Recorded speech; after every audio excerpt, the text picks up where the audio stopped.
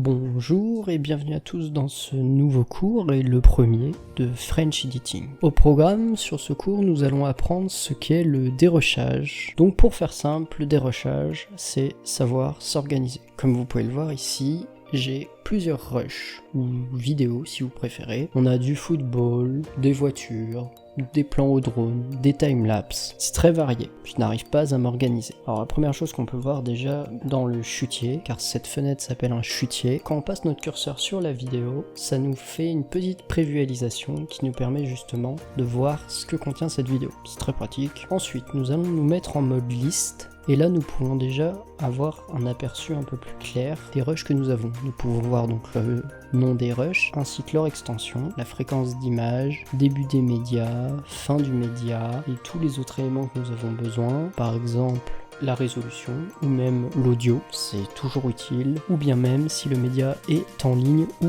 hors ligne. Donc maintenant, nous allons créer un chutier. Donc on fait clic droit, nouveau, chutier. On va l'appeler non trié, et on va cliquer ailleurs. Voilà. Et on va créer un deuxième chutier que cette fois-ci on va appeler trier. Bien évidemment, ceci est un exemple. C'est pour vous montrer les bases du dérochage. Après, vous pourrez l'appeler comme vous voulez. Donc maintenant, ce qu'on va se charger de faire, c'est de faire un glisser-déposer. Donc on maintient la souris et on glisse les vidéos qui nous intéressent dans trier. Moi, personnellement, je vais me prendre les vidéos de voitures, forêt, timelapse et drone pour garder que les vidéos de foot. Là, on peut voir, il ne reste que les vidéos de foot.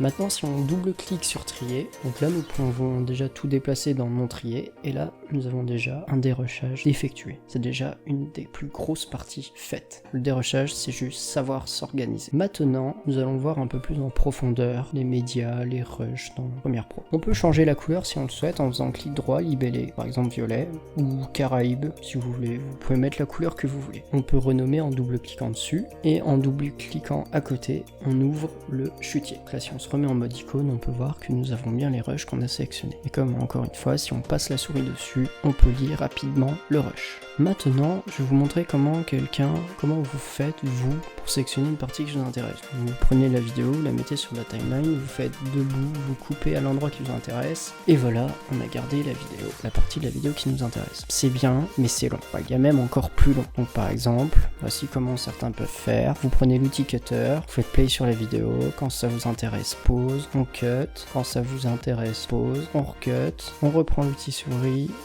clic droit, effacer, et clic droit, effacer. Voilà, c'est plutôt long pour une si petite séquence. Ça nous fait perdre beaucoup de précieuses minutes.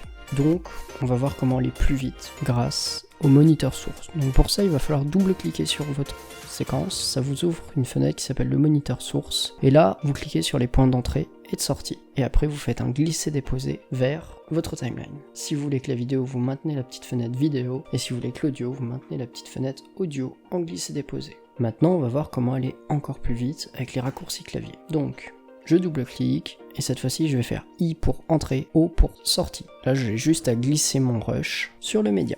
Et je peux même aller encore plus vite en faisant I pour entrée, O pour sortie et virgule. Et ça me placera automatiquement le rush sur la timeline. De quoi vous gagnez de précieuses minutes. Donc voilà, nous avons appris comment gérer le dérochage ainsi que quelques raccourcis clavier qui vous seront essentiels dans cette utilisation de Premiere Pro. J'espère que ce cours vous a plu, n'hésitez pas à me faire des retours sur le Discord. Je vous souhaite une bonne journée. Au revoir, c'était Elliot.